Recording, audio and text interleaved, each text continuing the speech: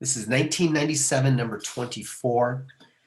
This actually comes from the definition of the derivative or the integral. In the integral, the way we did Riemann sums, and then we let the number of rectangles go to infinity, and that produced the exact area under the curve, or exact net area. So we went from 1 to n, and what was the area of a rectangle? It's the height, so it's f of x sub k times the width, which we call delta x. And so this is adding up a bunch of rectangles. But then we said if we let the number of rectangles go to infinity, it becomes the exact area and not the approximate area, and that was the definition integral. Now, here's a part that a lot of you will not recall.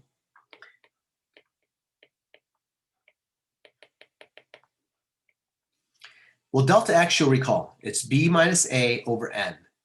The width divided by the number of rectangles is the width of each individual rectangle. So b minus a over n is the rectangle. The part that you probably don't remember is when we found each specific x, x1, x2, x3, it was a plus k delta x's. And the delta x is b minus a over n. I don't know if you remember that.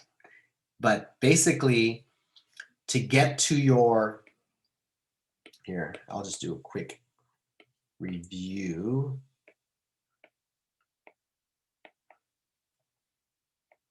You had a bunch of rectangles.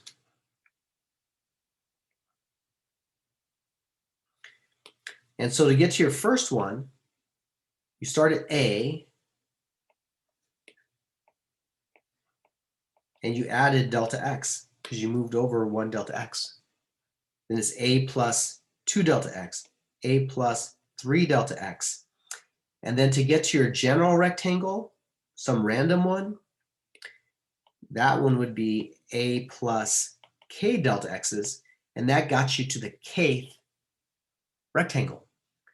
So that's why we plug in a plus k delta x's to get the height of that rectangle, and this is the width.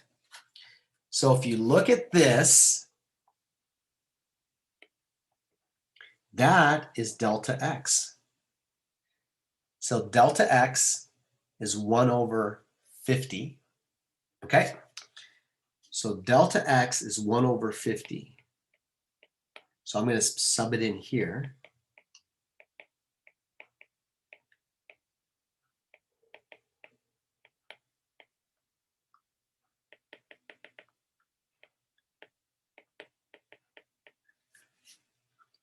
Okay, hopefully you kind of see that.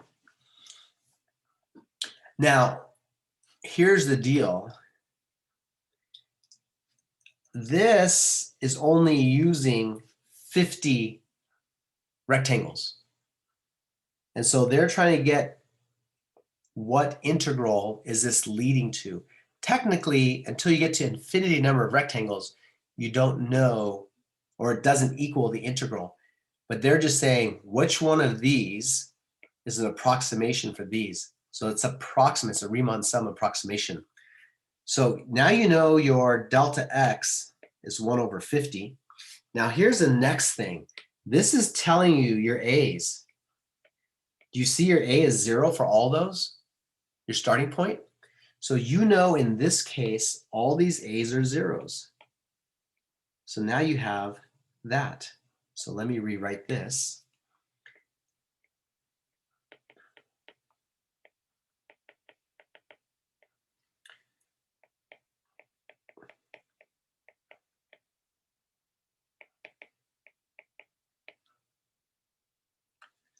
Okay, so now it's k over 50. So first you're going to plug in 1, then 2, then 3, then 4. So 1, then 2, then 3, all the way up to 50. So what's your function? If you look at this, your function is square root x. Hello? So this is the integral of the square root of x. Whoa, what was that? This is square root of x. And then you know your a is 0 because all of them are 0. But what's your width? Your width is 1. Your width is 1. It's telling you your width is 1. So if your width is 1 and you start at 0, you're going to end at 1. And that's what it should look like. And that's going to be B as your answer. Kind of crazy.